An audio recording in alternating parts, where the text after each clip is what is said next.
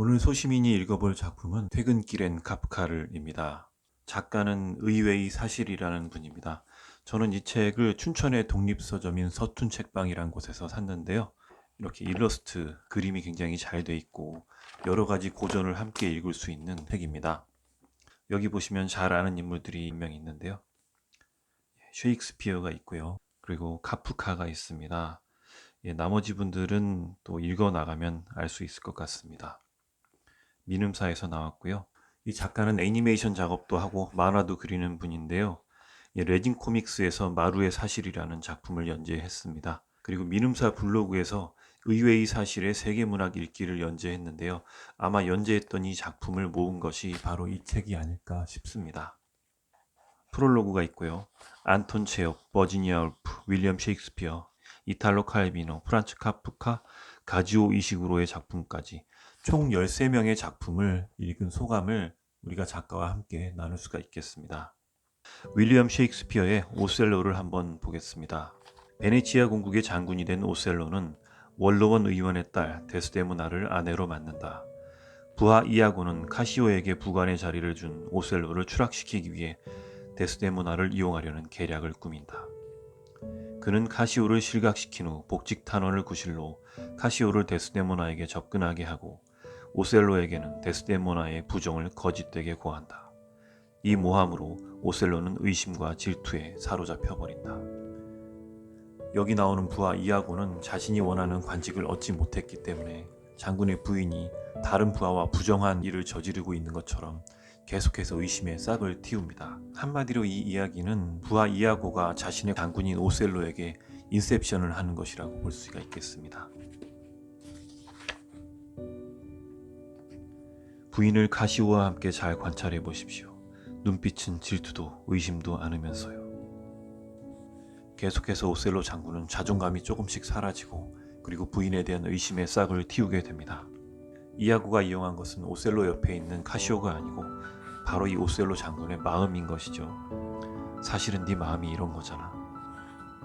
무의식 깊은 곳에 숨어있던 불안과 열등감이 이아고의 모습으로 또 다른 누군가의 모습으로 의심의 그림자가 오셀로 장군을 집어삼키게 됩니다. 그녀가 훔쳐가진 욕정의 시간을 내 어찌 알겠어. 나를 삼켜버릴 수 있다는 것은 얼마나 큰 공포인가. 오셀로는 끝까지 그 의심이 자신에게서 시작되었다고는 절대 생각하지 않았다. 이 뒤에 기억에 남는 두 가지 장면이 나옵니다. 왼쪽은 이 오셀로 장군이 부인을 얼마나 사랑하는지에 대해서 얘기하는 부분입니다. 오른쪽은 그 반대의 부분이죠. 오 검은 잡초요, 넌 왜 그렇게 곱고 아름다우냐. 냄새가 너무 달콤하여 코가 다 아프구나. 넌 아예 태어나지 말았다면 좋았을걸. 그러니까 네 죄를 고백해. 그것을 조목조목 맹세하고 부인해도 괴롭게 신음하는 내 강력한 신념을 말살시킬 수는 없을 테니까. 넌 죽을 거야. 우리가 익히 아는 이 셰익스피어의 모습 굉장히 익숙하죠. 그런데 여기 작가가 이런 멘트를 남겨놨습니다. 당신은 이 얼굴로만 남아있군요.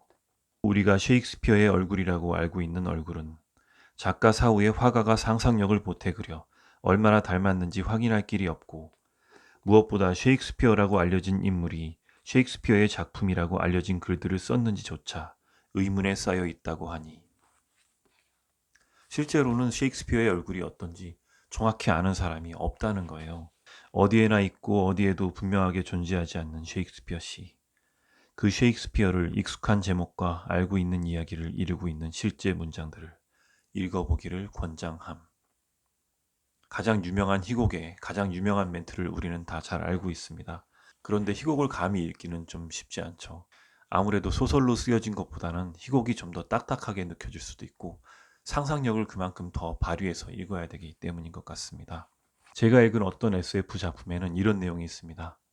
미래의 어떤 사람이 셰익스피어가 쓴 작품을 직접 검증하기 위해서 셰익스피어의 작품을 들고 셰익스피어가 사는 과거로 직접 내려가는데요.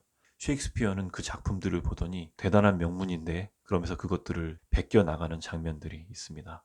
이렇게 셰익스피어의 얼굴도 알려지지 않고 또 작품들이 정말 이 본인이 썼는지를 알 수 없다 이런 내용이 있는 걸 보면 왜 그런 SF 작품이 나왔는지를 충분히 이해할 수 있을 것 같습니다.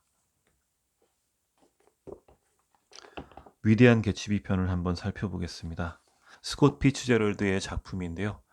이미 영화가 2번이나 나왔습니다. 로버트 레드포드가 주연으로 나온 굉장히 옛날 영화가 있고요. 또 한 가지는 여러분들이 잘 알고 계시는 레오나르도 디카프리오가 주연한 작품이 있습니다. 저는 이 책을 소설로도 한 2번 읽어봤었는데 문장이 정말 예술입니다. 내용을 한번 살펴볼까요? 어려서부터 성공의 야망을 품어온 미국 중서부 빈농 출신 개츠비는 1차 세계대전 중 육군 장교가 되어 상류층 아가씨 데이지를 사랑하게 된다. 그러나 개츠비가 유럽 전선에 나가 있는 동안 데이지는 돈 많은 다른 남자와 결혼해버린다.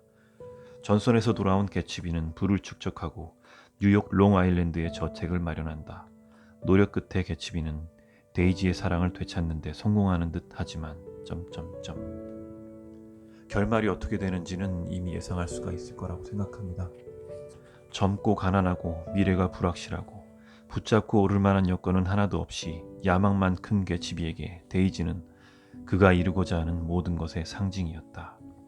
이 데이지를 얻기 위해서 개츠비는 굉장히 많은 노력을 합니다. 정말 산전수전 공중전을 다 겪어가며 엄청난 부를 축적하게 되죠. 개츠비는 부가 가둬 보호해주는 젊음과 신비, 그 많은 옷이 풍기는 신선함, 그리고 힘겹게 살아가는 가난한 사람들과는 동떨어진 곳에서 데이지가 안전하고 자랑스럽게 은처럼 빛을 내뿜는다는 사실을 뼈저리게 깨달았던 것이다. 결국 개츠비와 데이지, 그리고 데이지의 남편 톰이 함께 맞닥뜨리는 장면입니다. 안타깝게도 데이지는 개츠비가 생각하는 그런 여자는 아닌 것 같아요. 자신을 안정적으로 만들어주는 사람과 함께하는 그런 스타일이었던 것 같고요. 여기 나오는 데이지의 남편 톰도 바람까지 피는 사람이지만 데이지의 삶을 안정적으로 만들어주기에는 충분한 사람으로 묘사가 됩니다. 저 사람을 한 번쯤은 사랑했단 말이에요. 하지만 당신도 사랑했어요. 데이지가 추구하는 사랑과 개츠비가 추구하는 사랑은 너무 많이 달랐던 모양입니다. 애석하게도 개츠비는 마지막에 가서 굉장히 황당한 일로 생명을 잃고 맙니다. 이 두 장면은 개츠비가 수영장에서 총을 맞아 생을 마감하는 장면이죠. 어떻게 보면 이 수영장이란 개츠비가 데이지를 만나기 위해 쌓아온 물질적인 부라든지 데이지를 만나기 위한 어떤 그 모든 것을 상징하는 것일 수도 있겠습니다.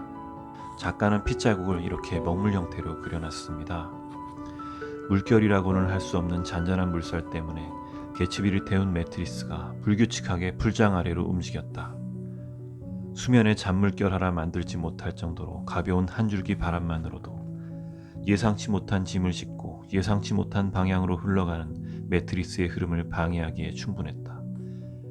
매트리스는 수면 위에 떠있던 나뭇잎 더미에 닿자 천천히 돌면서 마치 캠퍼스의 다리처럼 물 위에 붉은 동그라미를 남겨놓았다. 이 피츠제럴드라는 인물은 작가 일러스트에서 보다시피 깔끔하고 굉장히 멋진 신사처럼 생겼습니다. 작가로서도 이미 20대 때 성공을 했고요. 파티를 굉장히 즐겼던 것으로 알고 있습니다. 어니스트 헤밍웨이와도 굉장히 관계가 깊었습니다. 실제 피츠제럴드가 작품을 낼 때 많이 도움을 줬다고 하고요. 부인은 젤다라는 여자인데요. 파티를 가거나 이런 것들을 남편인 피츠제럴드가 굉장히 싫어했다고 합니다. 결국은 정신과 치료까지 받으면서 불우하게 살았고요. 피츠제럴드가 죽은 후에는 정신병원에 입원해 있다가 화재로 사망을 했다고 합니다. 픽션들이라는 보르헤스의 소설집이 있습니다. 바벨의 도서관이라는 작품 굉장히 유명하죠. 카프카의 변신이라는 작품도 이렇게 볼 수가 있고요. 뒷장에는 이렇게 퇴근길 추천 여행지라고 해서 작가들이 있었던 지역들을 이렇게 표시해 놨습니다. 여기 나오는 책들을 다 읽으신 분들은 공감하면서 기억을 되살리면서 읽을 수가 있을 거고요. 여기 나오는 작품들을 대부분 읽지 않은 분들이라면 여기에 나오는 이 작가가 그린 어떤 정서나 이런 것들에 대해서 100% 공감하기는 어렵지 않을까 싶습니다. 그래서 이 책을 사실 분들은 먼저 목차를 한번 펼쳐보시고 자기가 읽은 작품이 어떤 것들이 있나 겹치는 게 절반 정도 된다. 그러면 정말 만족이 더 클 거고요. 그렇지 않은 분들은 이 책을 사서 사전처럼 읽어보시고 이 작가의 책은 정말 재밌겠는데 이런 부분이 있으면 선택해서 사보시면 좋지 않을까 싶습니다. 가격은 17,000원입니다. 이 정도의 그림과 노고가 들어간 것 치고는 저는 17,000원이면 굉장히 싸다고 생각합니다. 디자인이 예쁘고 일러스트가 단촐하기 때문에 한번 사보실 만한 작품입니다.